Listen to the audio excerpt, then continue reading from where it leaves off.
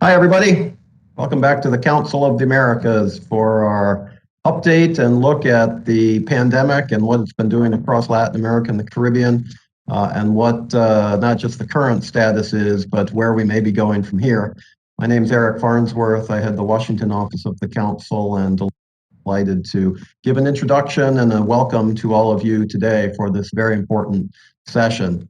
You know, the Council of the Americas has been right at the very forefront of this since the beginning. In fact, we ran the first program on the pandemic going back to March 2020 with essentially the same panelists as we have today. And so we wanted to call them back for an update because they have as good of a perspective on these issues as anyone.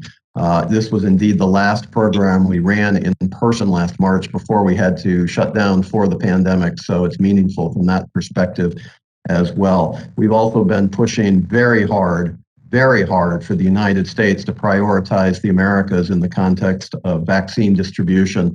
We have a hashtag Vaccinate the Americas, which we encourage everybody to use, Vaccinate the Americas. But also we've been writing and speaking and urging that the United States and frankly other countries as well recognize the importance of the Americas and the desperate situation of several of these countries and the importance of getting effective vaccines into the arms of people as quickly as possible. And this session today will continue that type of approach and that advocacy role for the Council.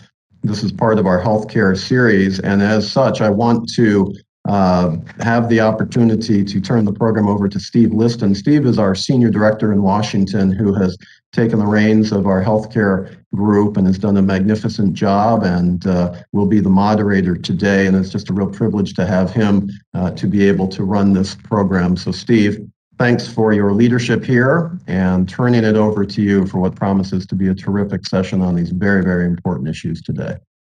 Well, thank you, Eric. I'd like to offer my own welcome to all those who have joined us today, either on the WebEx or via the webcast. And particularly want to thank our 2021 healthcare sponsors, Medtronic, Merck, Pfizer, and Sanofi. We simply could not produce these programs without their support. And having taken up my duties as manager of the healthcare series only recently, I'm very grateful not only for their support, but for their patience with me too. Programs in Latin America and the Caribbean, but we're also hoping to move beyond that to understand what we've learned about the broader healthcare systems in the region and what needs to happen to make them better than they were before the pandemic.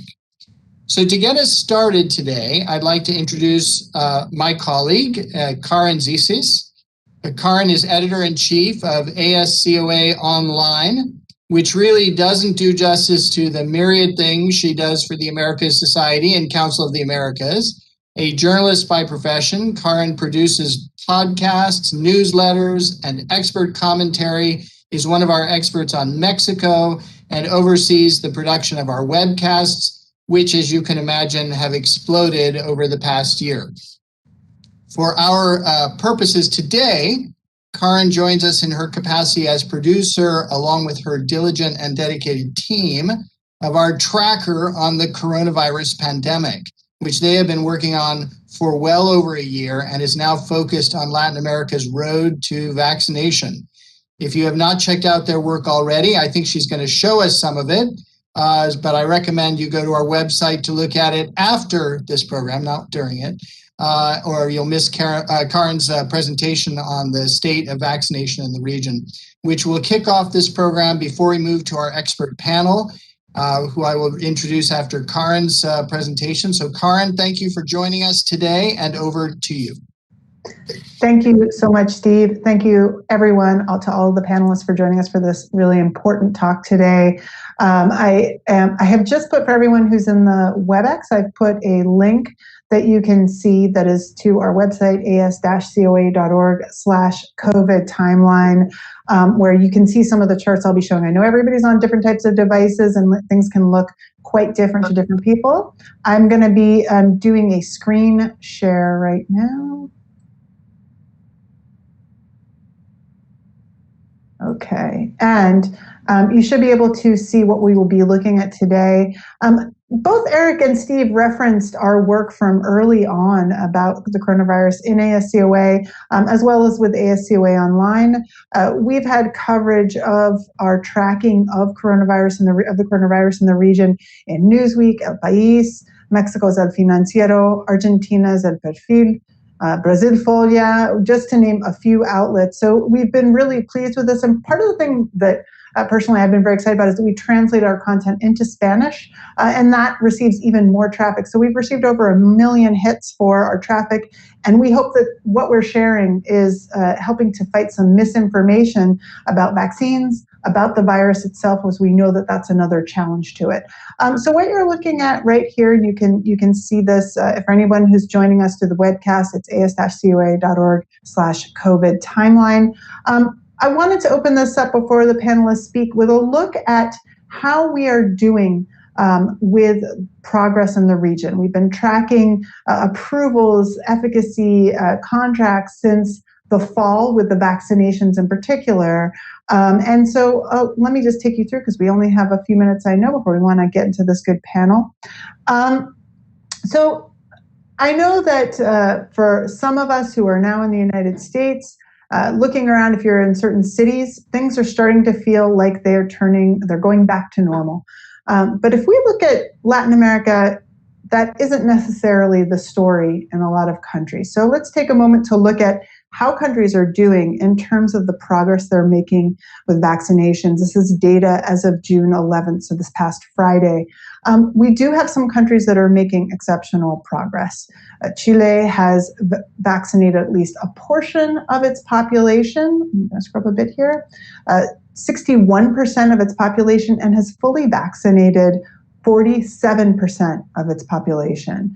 Uruguay is another country that is doing a very good job at rolling out the vaccines, with roughly 60% of its population partially vaccinated and 32%, so about a third of its population, fully vaccinated. At the same time that there's something to be seen and admired in what these countries are doing in terms of rolling out the vaccine, it's also a reminder of the fact that we have to get to herd immunity. Chile and Uruguay are both countries that have had a difficult time containing contagion. In Uruguay in particular, the recent months have been particularly difficult and deadly. So there is some good news, but unfortunately there is some bad news as well.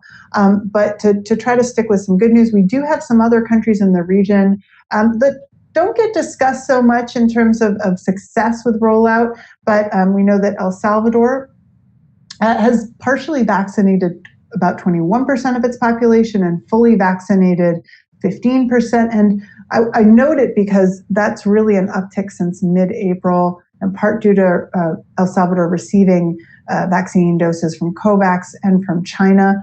But one sort of unsung hero of a vaccination rollout in the region is the Dominican Republic.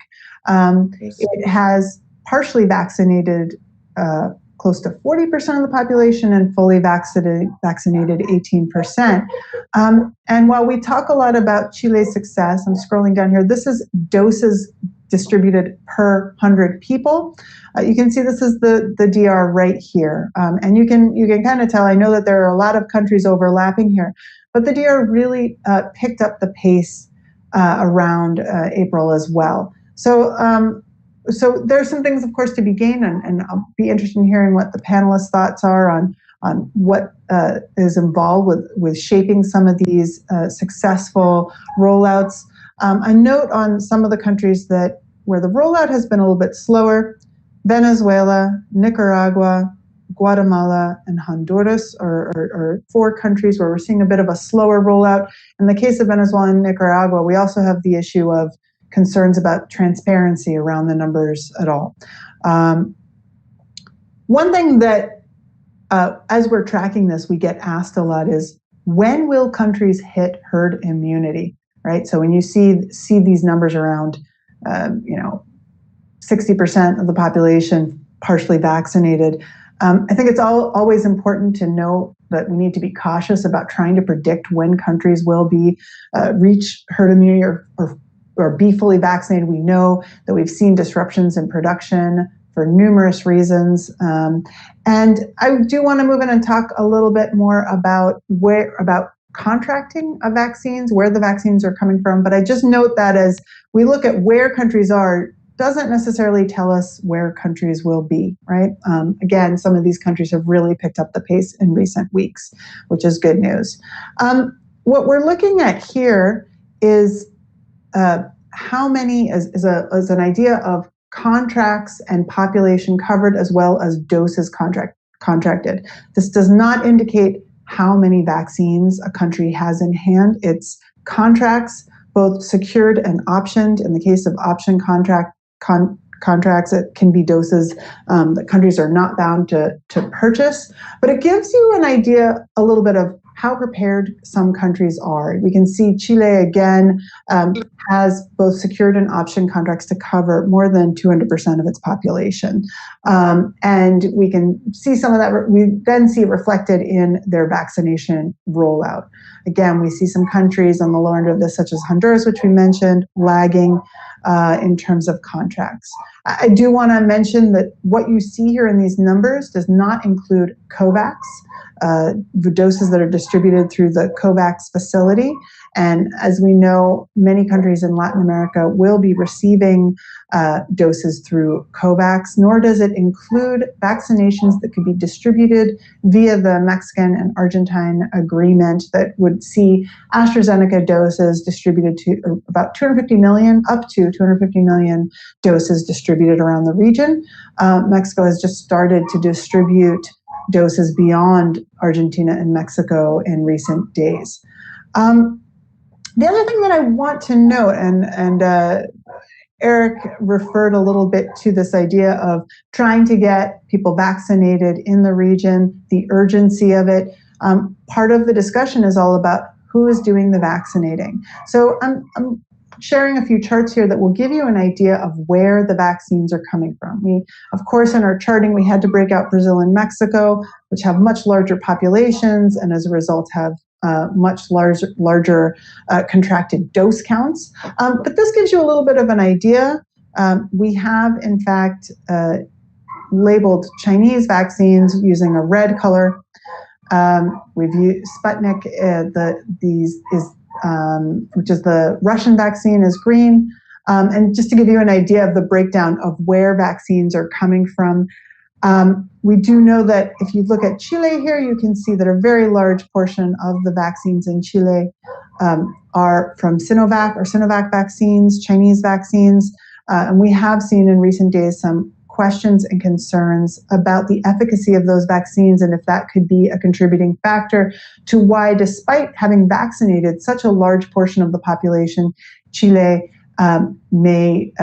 that may be contributing to why Chile is dealing with some issues around containing contagion.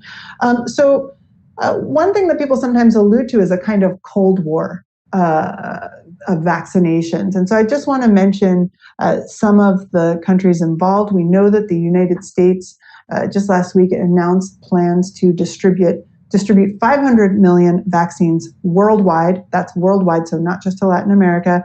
And this is in partnership with Pfizer.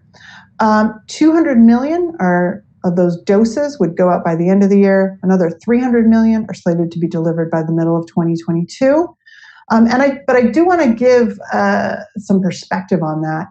It has been estimated that 500 million people in Latin America will need to get vaccinated in order to reach herd immunity. So when we start throwing out these big numbers, when we start hearing numbers around how many doses could be distributed, we have to always be keeping in mind how many doses will be needed to reach herd immunity. I also just want to mention a few recent developments relevant to the region with vaccines, in particular from Russia. Russia recently authorized Sputnik Light, which, as the name suggests, is a lighter version of Sputnik V or Sputnik 5. The first country in the Americas to authorize use of that vaccine was Venezuela. Nicaragua followed suit shortly after. I also want to note in the case of China, both Sinovac and Sinopharm have been approved by use for the World Health Organization. Why is that important? It's important because that could mean that it clears the path for both vaccines to be distributed via the COVAX facility. And that means potentially more Chinese vaccines in Latin America. I do want to note, I'm gonna stop sharing my screen now as I wrap this up. I do just want to note that some of the reasons why this is important, as someone who just is a recent transplant from Mexico, just like in the United States where people talk about which vaccine did you get? Did you get Moderna? Did you get Pfizer? We know we all ask each other this question. In Latin America, you hear the same question. You hear, which vaccine did you get? Did you get the Russian vaccine? Did you get the Chinese vaccine? Did you get Pfizer? Did you get Moderna? So people are not necessarily concerned with how they got the vaccine. They're not thinking, oh, I got AstraZeneca via this donation from the United States, or I got the Chinese vaccine this way via COVAX. It's always the same thing on the ground. Which one did you get? So it's an interesting point when we think about sort of vaccine diplomacy and how it spells out to really carrying out on the ground. And with that, I know we want to turn it over and get this panel going. So if anybody has any questions, they feel free in our chat to ask me directly, or I'm happy to answer them during our Q&A. Thank you very much, and I'll turn it back to you, Steve. Thank you, Karen. Thank you for setting up that discussion, our discussion today so well. And it's now my pleasure to introduce our panel. Our panelists are well known, and the complete bio information is available on our website. So I'm just going to provide a very brief introduction here.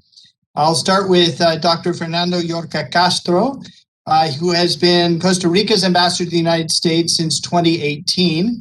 He previously served as Deputy Minister of Health, Minister of Health, Nutrition and Sports as well in Costa Rica, and has worked as a health policy advisor, a medical and research manager, and a primary care medical practitioner. Our next panelist is Dr. Jarbas Barbosa, who has served as Assistant Director of the Pan American Health Organization, PAHO, since 2018. Among other positions, he previously served as Secretary of Health Surveillance and Secretary of Science, Technology, and Strategic Supplies for Brazil's Ministry of Health, and as Director President of the Brazilian Health Regulatory Agency, Anvisa. Our third panelist is Dr. Neil Parson, Managing Partner of Parson Cross Global Strategic Advisors and a former ambassador of Trinidad and Tobago to the United States of America, Mexico, and the OAS. He also previously served as Executive Secretary for Integral Development at the OAS. His current positions include service as Chairman of the Board of Directors for the Global Alliance for Surgical, Obstetric, Trauma, and Anesthetic Care, the G4 Alliance. I see we have some of your colleagues on with us today. That's great. I want to thank all three of you for being with us today. And to start us off, having listened to Karen's presentation, I'd like to ask all three of you to sort of provide your color to what you've just seen and heard, and to what you're seeing in the region, commenting on where we are in the region in terms of the pandemic, in terms of vaccinations, and what it's going to take for the region to get to the point where we can shift the focus to longer-term recovery and rebuilding. Dr. Barbosa, let's start with you, and then we'll turn to Dr. Parson and then Ambassador Yorca. Dr. Jarvis Barbosa. Thank you, Steve. I think that the presentation was very clear. We still have a kind of a mosaic of different situations in the Caribbean, Latin America, and some countries with a more controlled situation, some countries experiencing new peaks in recent weeks. So the situation is still very concerning, because Latin America and the Caribbean has been the epicenter or the most affected region if we take the number of the mortality rate in the world for many, many months. There are some factors to explain why this has happened in the region. We have faced some social and economic determinants. stay-at-home policy is different to be applied in a country that has 50% of its economy as an informal economy, or in a big city when the poorest families live in a almost natural crowded environment, because you have many people living in the same houses, narrow, very narrow streets, alleys. So it's difficult to implement some public health measures that we know can reduce the transmission. So the countries in Latin America and the Caribbean, we do believe that they had made the best that they can. Of course, that we had in some countries mixed messages about the preventive measures. In some countries, there was a debate about the use of masks.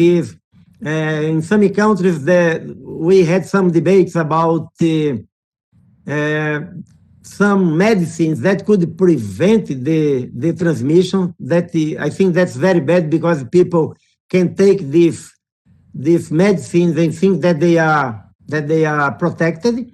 We have, of course, this COVID-19 fatigue, because we are now more than 1 year, and the impact, the social and economic impact, are very hard in many countries in Latin America and the Caribbean. At the same time, we look into the current situation, into the near future. I do believe that we will need to strengthen the two pillars.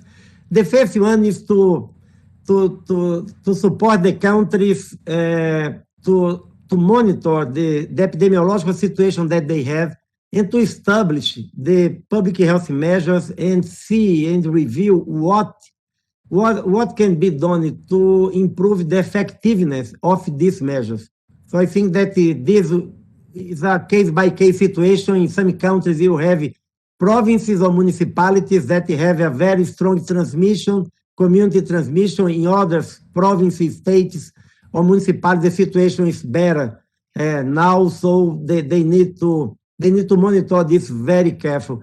They need to remind the people to keep this measure even after the vaccine, because sometimes the introduction of the vaccine produces a false sense of security. So people think that after the first dose, they can stop wearing masks, they can go to crowded spaces, and this is not true. Vaccines have different performance. They have different efficacy rates after the first doses, but in general, you are only protected after the second doses, if we are talking about a 2-dose vaccine. So I think that this is the first pillar. The second one, and this critical, is how we can increase the access for vaccines in Latin America and the Caribbean. Some of these estimations, some countries that purchase vaccines, that will be enough vaccines to protect 70 or 80% of their population. That is supposed to be the threshold to achieve herd immunity and to control the transmission. But 70, 80% of these vaccines will be delivered to the countries by the end of this year or the first semester of 2022. So the countries are struggling to get more vaccines. We are looking in many different arenas to try to get more vaccines through COVAX. We are debating within COVAX that COVAX should use epidemiological data to prioritize the countries to receive first the delivery of vaccines. At the same time, the donation of vaccines from developed countries can be a short-term response to this. We welcome the announcement from the U.S. government.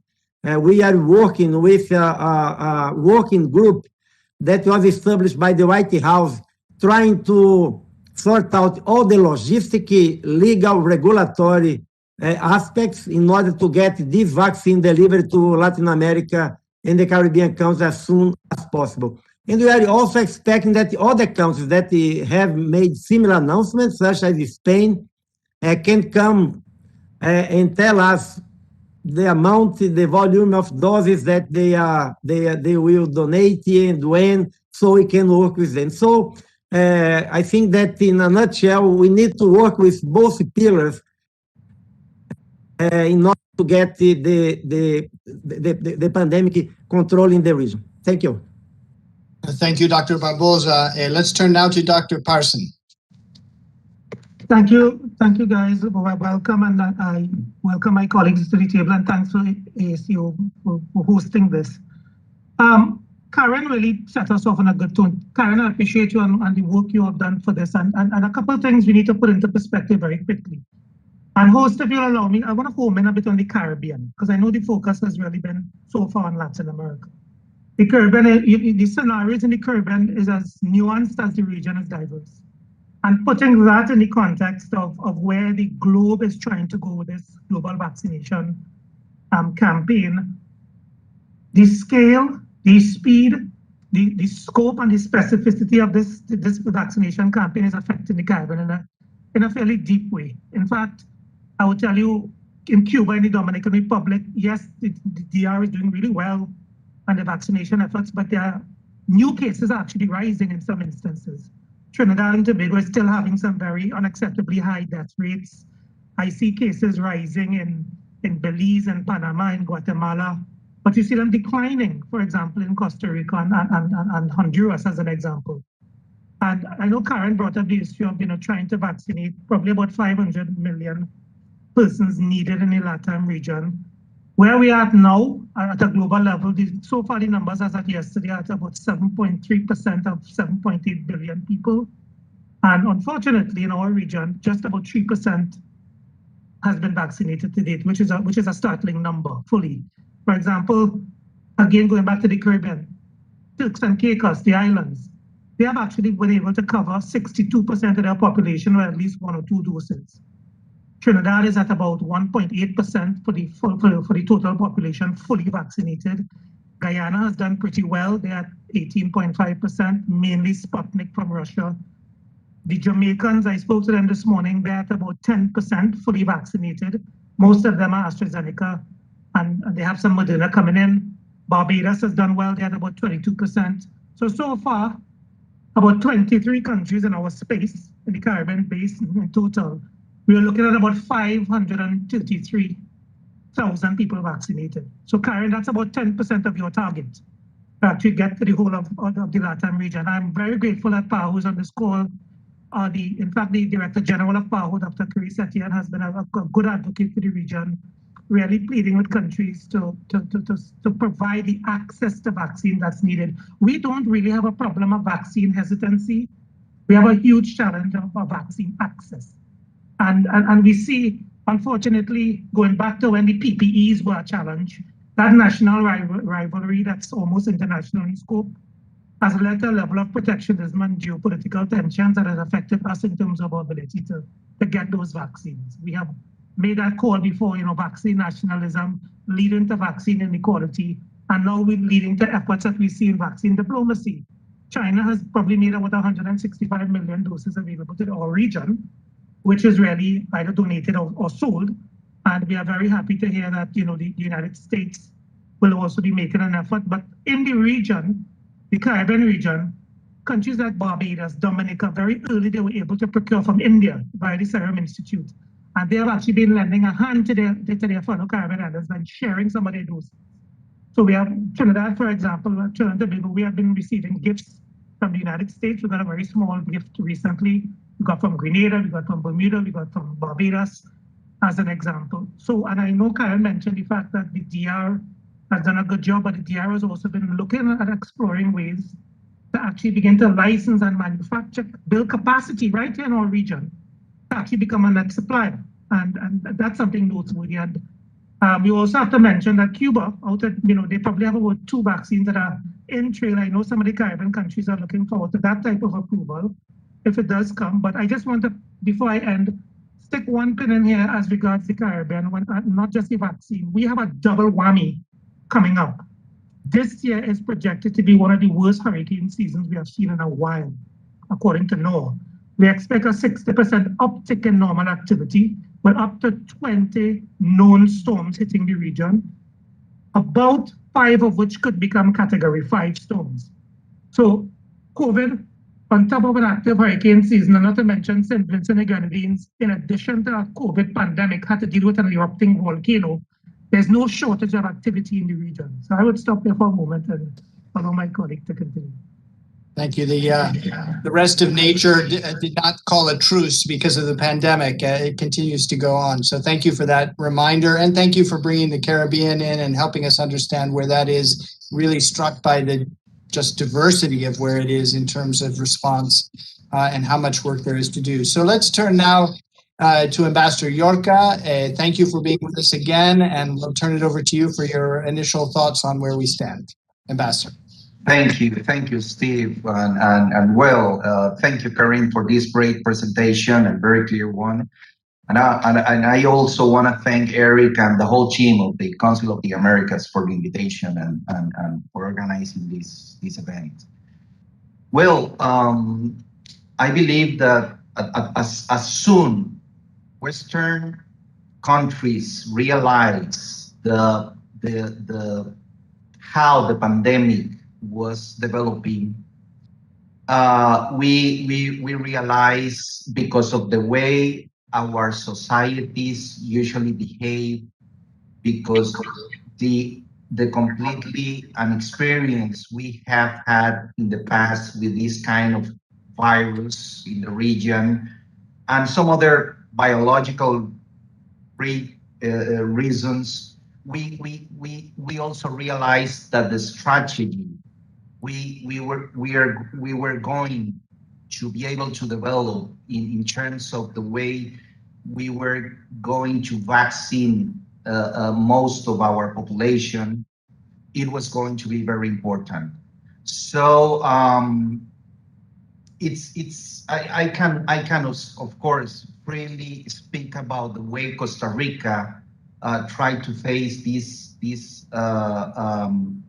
reality, and of course we try not to depend our strategy only in one option. We already can tell that some countries that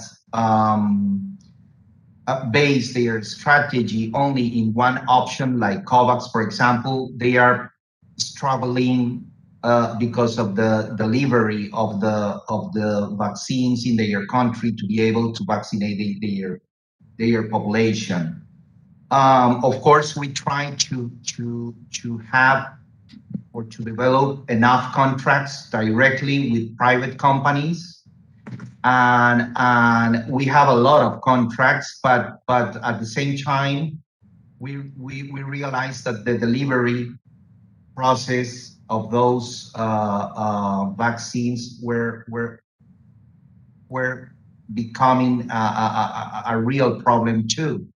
So the real thing is that some countries that so far are being able to cover huge amounts of their population already so far are the ones who were able to move fast in the way they develop this vaccination strategy, and at the same time they were able to cover all the options available around the world to have enough vaccines on time to be able to reach this point so far. But I have to say something about this. It's this is a vaccination strategy most countries has been able to develop. It's a mistake to believe that the ones who move forward in terms of coverage, in terms of the amount of people coverage, are the ones who at the end are going to be completely safe. We cannot forget that this is not a matter of one country. This is a matter of a global epidemiological strategy that we should develop to be able to join as much as we can some other countries to this coverage, enough coverage list of countries, let's call it safe enough to be in that list. And that's why in Costa Rica has been trying to push and to be able to develop with some multilateral international organisms to be able to provide enough vaccines, not only to specific countries, but at the same time to some other countries that definitely they need it urgently. And those are my first thoughts about it. Thank you, Ambassador, and thank you for raising this issue of cooperation. This isn't just national level. You mentioned cooperation among governments. You mentioned cooperation with the private sector, and really, being that we're a private sector organization, our members are corporate members. I'd like to sort of sit there for a minute with regard to our panelists. Obviously, the rapid development, manufacture, and deployment of the various coronavirus vaccines demonstrates the power of this private-public collaboration in the healthcare sector. We've got more to do, is what we're hearing, a lot more to do. And so I'd like to expand on these comments a little bit.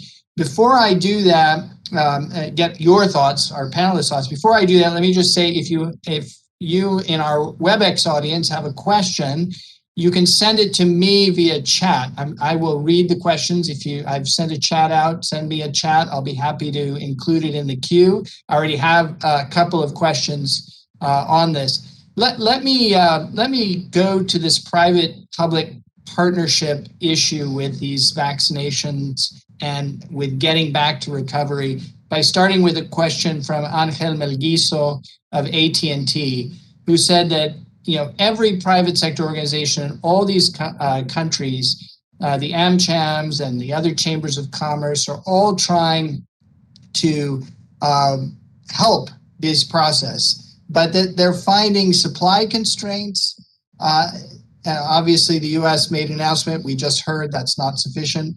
But also regulatory issues that are standing in the way of helping. So the question is, as we're hearing all this need, what can we do to improve this collaboration between the private and public sectors? Why don't we start with Ambassador Yorca, and we'll kind of go backwards and end with Dr. Barbosa. So Ambassador Yorca. Well, definitely, again, in Costa Rica, as an example, we strongly believe in those high-quality registration process of any health care product we're going to use in our population, definitely.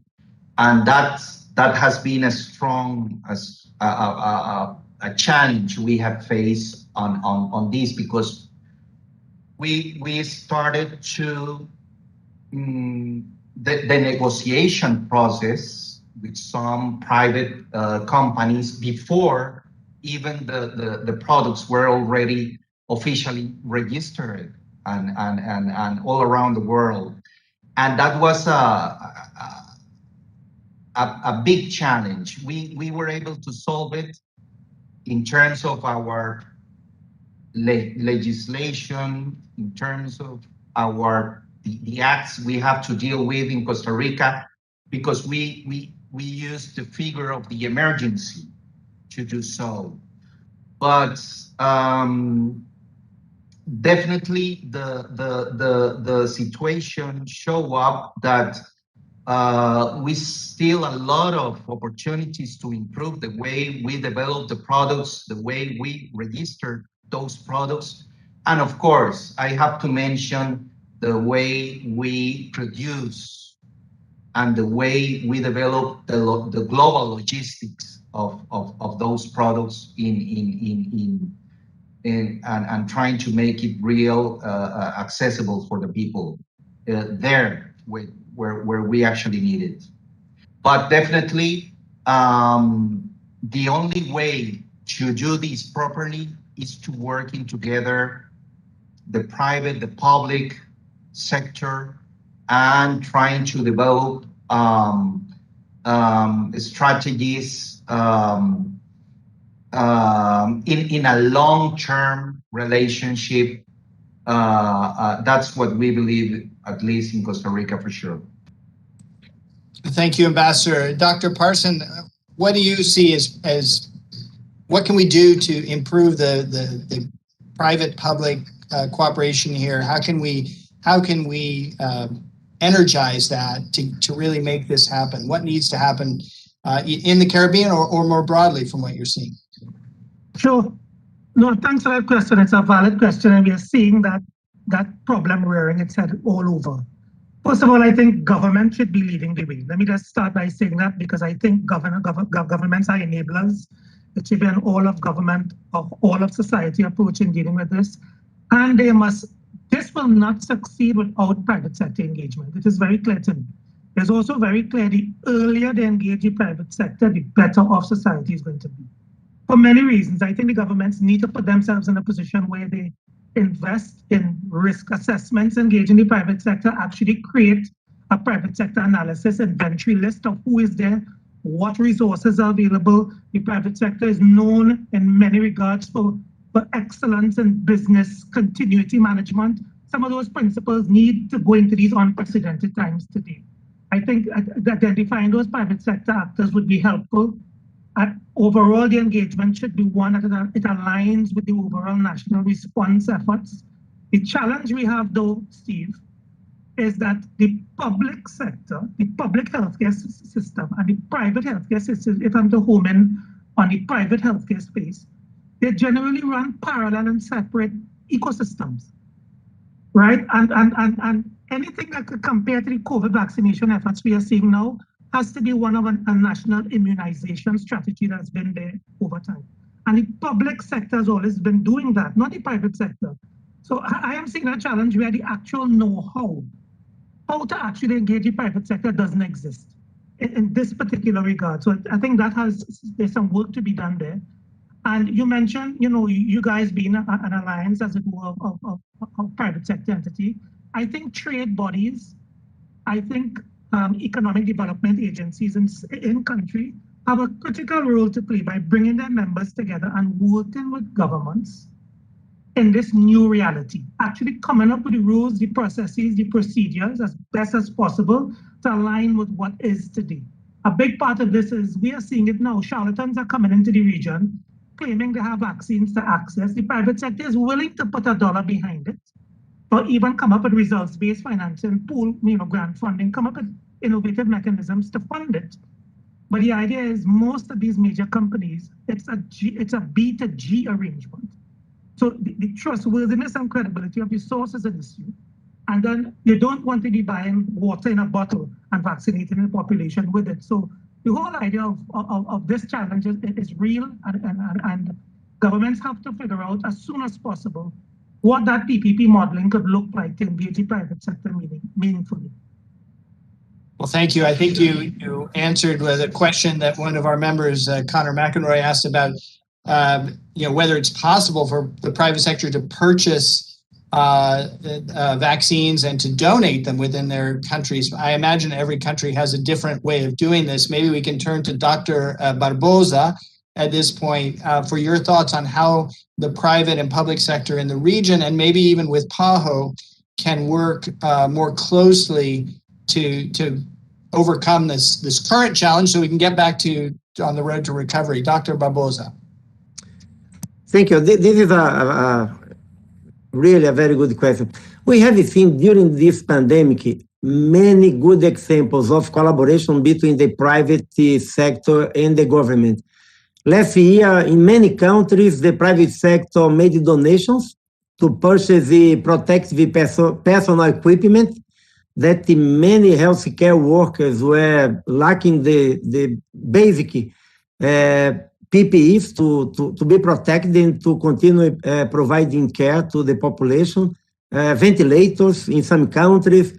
In many countries in the region, I think that the governments need to establish a clear platform with rules, with transparency, avoiding conflicts of interest and other issues, important issues, to provide a better framework and a better environment to face another. This one and another future public health emergency of international concern, with more collaboration between the private sector. The private sector also provided many important support, sharing among their workers and their families messages about the prevention. I think that we have many different ways, even for vaccines. We have this private collaboration between one manufacturer in Argentina that is producing the vaccine, one manufacturer in Mexico that is filling the AstraZeneca vaccine, that is supported by the Carlos Slim Foundation. So we have many different ways to protect. Now, for this limited access to vaccines, the problem is really that it's not the money that is the most important thing now. Sure that if the private companies want to make donations through COVAX, through PAHO, to in an agnostic basis, that so we can purchase vaccines that have quality, to be donated to the poorest countries in the region, of course, this is good. But now I don't believe that any manufacturer will sell vaccines to a private company, because vaccines now, they need to be used for public health purposes. They cannot be used to protect the employees of a private company, for instance. And the problem also now is that even if you have money and you go to the market, you don't have vaccines to be deployed the next week or next month. So I think that we need to really to discuss this in a more, putting this in a perspective, more strategic perspective, let's say so, to allow that the private companies can provide more support when we are facing a pandemic or a serious public health emergency. Thank you. Well, thank you very much. I think what we're hearing is what we knew to be the case, which is the complexity of getting these vaccines out, of private-public partnership is there. Yesterday, I sat in on the Summit Implementation Review Group meeting hosted by the United States as it prepares for the 9th Summit of the Americas, probably next year. We don't have a date or a place or a theme yet, but we're getting there. But there is a proposal that on the table to create an ongoing dialogue among the private sector, governments, civil society, PAHO, other international organizations, to improve healthcare in the region, to look at the economic, inclusion, well-being issues, among many others, in an ongoing basis, so we don't get to the next pandemic, the next problem, and still have these complications. This seems like, from what I'm hearing from all of you, it seems like a natural thing to do, and it's kind of amazing that it doesn't already exist, so that we can prevent future health crises from suffering the same problems that I'm hearing our panelists describe. So, Dr. Barbosa, since you're on at the moment, what are the keys to making a proposal like this, the one that's being put forward by the private sector, to focus on a government, private sector, civil society's ongoing dialogue on health and the economy? What is it going to take to make something like that a reality coming out of the next Summit of the Americas?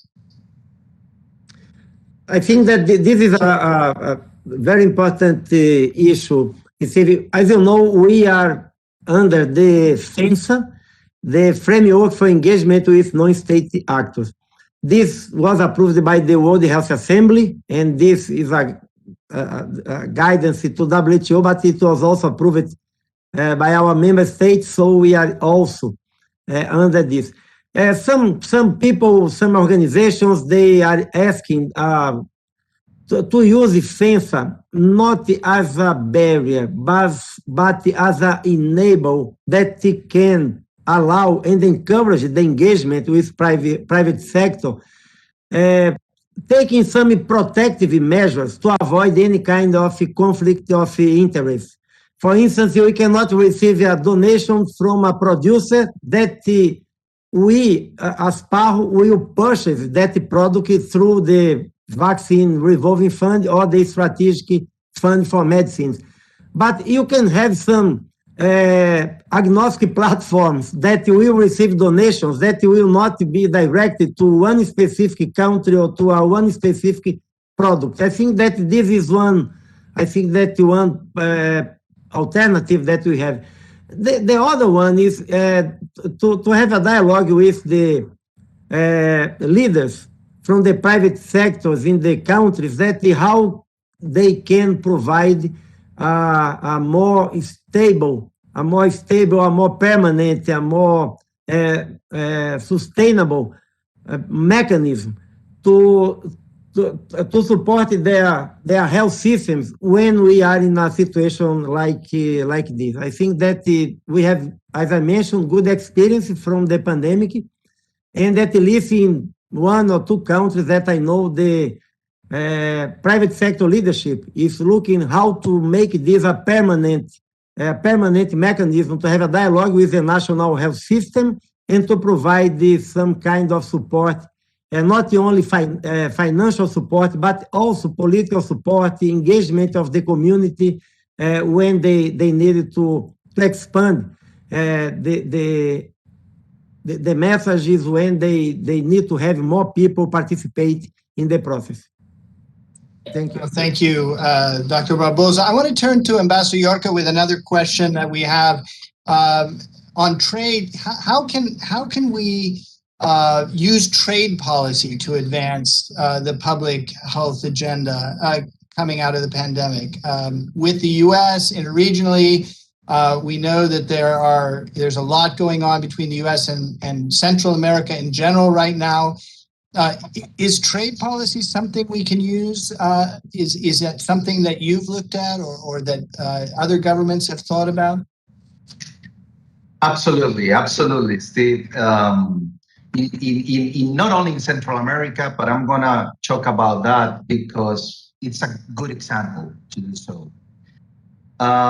We are suffering an unemployment problem, a very important problem, not only in Costa Rica, in some other countries, and at the same time, because a lack of development of rural areas in most of our countries, we have the opportunity to use trade as a great tool to develop those rural areas, trying to bring stability, employment to those people that we know already that sometimes they are just fleeing those areas to the cities and then to other countries, or moving to other countries, or trying to migrate because of this lack of opportunities in the places where they live. And that's something for real. We have to deal with.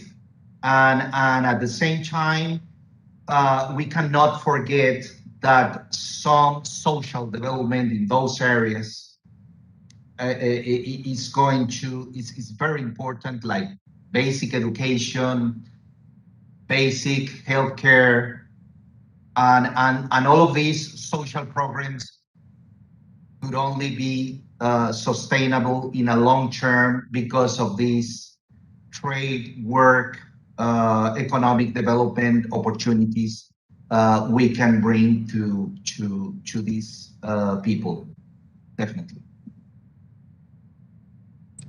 Thanks very much. In that same vein, I wanted to turn to Dr. Parson, really because we know that the Caribbean depends on tourism. And Landon Loomis has given us a question about what we can do to restart international travel safely in the region.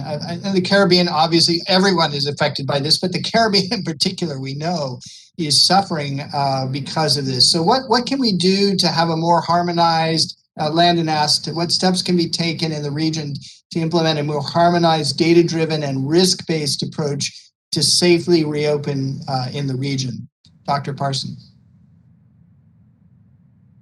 Thank you. That's a good question. And my response to that is, for us, travel in the region is not just an optional luxury. It is an economic necessity. It's about survival of livelihoods, really. And bearing in mind, of the 15 most tourism-dependent economies, 8 of them exist in the Caribbean. Grenada, St. Lucia, Dominica, Antigua, Barbados, Bahamas, for example.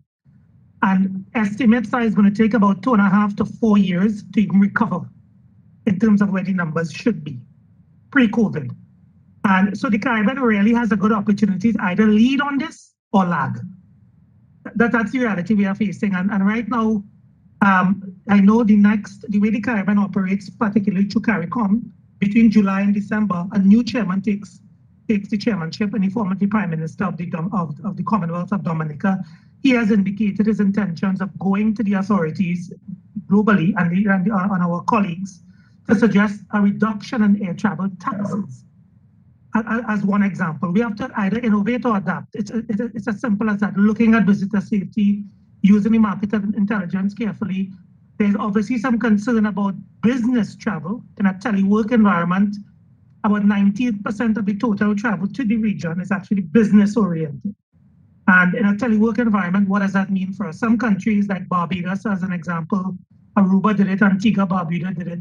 They were trying a new formula called a digital nomad, where they offer you long-term temporary stays on island to work digitally in the sun, sea, and surf while you are hunkered down. So hopefully, with these aggressive vaccination campaigns we are seeing in the US and in the UK, as an example, it may mean greater mobility of individuals. We are a bit concerned about the lack of uptake and symmetry across the board in terms of digital passports, for example. What does that mean for us? The cruise line business is a chunk of the travel business as well.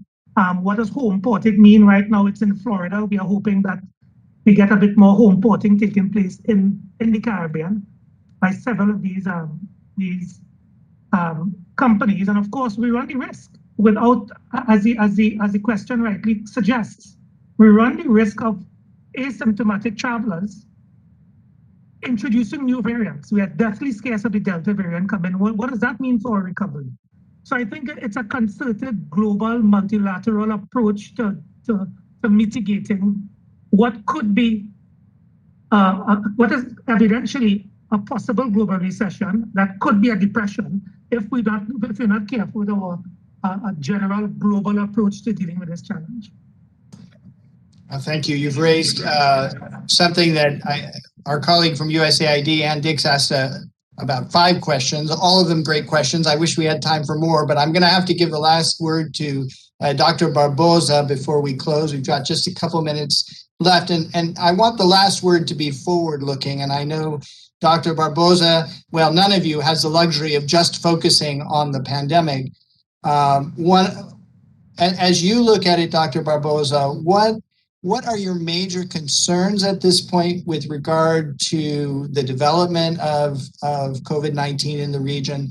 But beyond that, how is this affecting, and what do we need to do to get back to care? How is it affecting other immunizations? How is it affecting all of the non-communicable diseases that we were working on before and that suddenly have taken a back seat? What do you see there, Dr. Barboza? What should we be thinking about as the last word? We could go on a lot longer, but as the last word for this panel. Thank you. This is a kind of very important side effect of the pandemic. we are performing regular survey with the countries, and it's clear that many public health priority programs suffered very important disruptions during the peaks of the pandemic for many reasons, because some health services, nurses and physicians were diverted to the hospitals because people fear to go to the clinics. When we look for immunization, for instance, when we compare the first semester of 2020 with the first semester of 2019, we experienced a 19% reduction. So we have hundreds of thousands of children that are lagging behind their immunization schedule. We experienced a reduction around 30% of cancer diagnosis services. Cancer diagnosis, screening and exams in the region.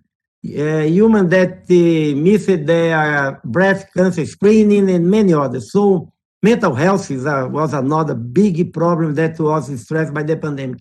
So we are providing technical cooperation to the countries in order to, for the short term, to adapt and to use a new strategy to keep these services running, providing PPEs to their healthcare workers so they can provide care in a safe environment, but also using the new modalities that the pandemic kind of pushed the health systems to adopt, like telemedicine, teleconsulting, and other technologies. And also to develop strategies to recover. So it's not to think that the world is going back after we control, because we have this very important cohort that is missing things. And finally, this also can be a very important lesson to tell us that we need to have more resilient health system that can provide a better response to a pandemic and at the same time to keep the public health priority programs running. Thank you. Okay, I think you've given us our agenda for the next 6 months or a year. All those issues that need much more discussion than we have time for today. I really want to thank Karen and all three of you, our distinguished panelists, for being with us today. I really do wish we had more time, because I think what we've done is just open the door to a huge number of issues that still have to be done, not only on the pandemic, but to get our healthcare systems where they need to be. And the council's committed to working with you all on that and to exploring those questions further as we go through the year. I want to thank our healthcare series sponsors, Medtronic, Merck, Pfizer, and Sanofi. And thanks to all of you who joined us today. We look forward to having you back for future programs in our healthcare series and other programs. And please, if you haven't gotten vaccinated yet, please do so as soon as you can and stay healthy. So thank you very much to all of you for being with us today. We really appreciate it. Have a great day.